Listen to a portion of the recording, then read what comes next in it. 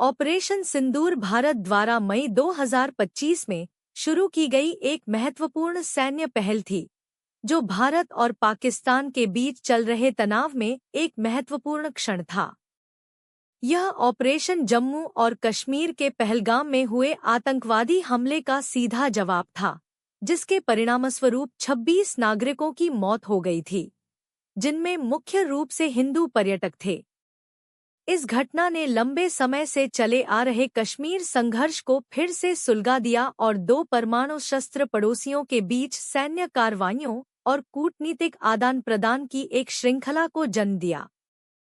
22 अप्रैल 2025 को भारत के जम्मू और कश्मीर के एक लोकप्रिय पर्यटन स्थल पहलगाम में एक आतंकवादी हमला हुआ। हमले में पर्यटकों के एक समूह को निशाना बनाया गया, जिसके परिणामस्वरूप एक नेपाली नागरिक सहित 26 लोग मारे गए। पीड़ित मुख्य रूप से हिंदू थे और रिपोर्टों ने संकेत दिया कि हमलावरों ने धार्मिक पहचान के आधार पर व्यक्तियों को चुनिंदा रूप से निशाना बनाया। पहलगाम हमले के जवाब में भारत सरकार ने 7 मई 2025 को ऑपरेशन सिंदूर शुरू किया। ऑपरेशन के प्राथमिक उद्देश्य थे आतंकवादी बुनियादी ढांचे को बेअसर करना, पाकिस्तान और पाकिस्तान के कब्जे वाले कश्मीर में लश्कर-ए-तैयबा और जैश-ए-मोहम्मद जैसे आतंकवादी समूहों के प्रशिक्षण शिविरों, भर्ती केंद्रों और रसद केंद्रों को निशाना बनाना और नष्ट करना। निरोध: आतंकवादी संगठनों और उनके समर्थकों को एक स्पष्ट संदेश भेजें कि भारत अपने नागरिकों पर हमलों का निर्णायक रूप से जवाब देगा। रणनीतिक संकेत: घरेलू और अंतर्राष्ट्रीय दर्शकों के सामने भारत की सैन्य क्षमताओं और संकल्प का प्रदर्शन करना। नागरिक हताहतों की संख्या को कम करना, संपार्श्विक क्षति से बचने और नैतिक उच्च आधार बनाए रखने के लिए सटीक हमले करना। ऑपरेशन सिंदूर भारतीय वायु सेना, सेना और नौसेना को शामिल करते हुए एक समन्वित प्रयास था। इस ऑपरेशन ने पाकिस्तान और पीओके में आतंकवादी ढांचे के रूप में पहचाने गए 9 स्थानों को लक्षित किया। ऑपरेशन के प्रमुख पहलुओं में शामिल थे सटीक हवाई हमले, भारतीय हवाई क्षेत्र में संचालित विमानों से लॉन्च किए गए स्कैल्प क्रूज मिसाइलों और हैमर सटीक निर्देशित बमों जैसे उन्नत हथियारों का उपयोग। लक्षित स्थान: बहावलपुर मुरीद के मुजफ्फराबाद, कोटली और भीमबेर सहित उन क्षेत्रों में हमले किए गए, जिनके बारे में माना जाता है कि वे आतंकवादी प्रशिक्षण और कमांड सेंटर हैं। खुफिया जानकारी जुटाना, सटीकता और प्रभावशीलता सुनिश्चित करने के लिए ऑपरेशन से पहले उपग्रह इमेजरी और मानव खुफिया जानकारी सहित व्यापक खुफिया जानकारी एकत्र की गई थी।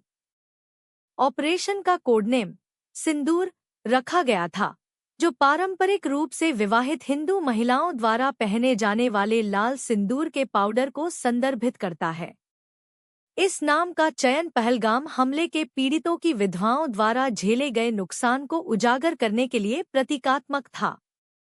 यह व्यक्तिगत और राष्ट्रीय दोहक और न्याय पाने के संकल्प को रेखांकित करता है।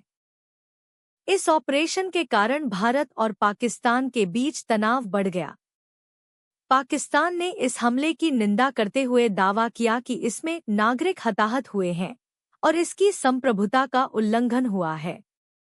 इसने बताया कि मस्जिद और शैक्षणिक संस्थान निशाने पर थे, जिसके परिणामस्वरूप 31 नागरिक मारे गए और 57 घायल हुए।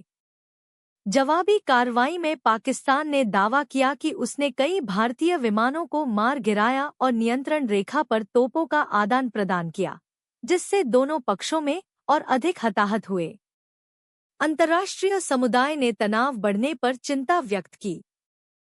संयुक्त राष्ट्र और संयुक्त राज्य अमेरिका, यूनाइटेड किंगडम, चीन और तुर्की जैसे देशों ने दोनों देशों से संयम बरतने और आगे के संघर्ष को रोकने के लिए कूटनीतिक बातचीत में शामिल होने का आग्रह किया। ऑपरेशन सिंदूर ने भारत के आतंकवाद विरोधी प्रयासों और राष्ट्रीय सुरक्षा के प्रति उसके दृष्टिकोण में एक महत्वपूर्ण क्षण को चिह्नित किया। सामरिक उद्देश्यों को प्राप्त करने के साथ साथ इस ऑपरेशन ने क्षेत्रीय भूराजनीति की जटिलताओं और आतंकवाद के प्रति मापा प्रतिक्रियाओं के महत्व को भी उजागर किया। ऑपरेशन की विरासत भारत की रक्षा रणनीतियों और पड़ोसी देशों के साथ उसके संबंधों को प्रभावित करती रही है।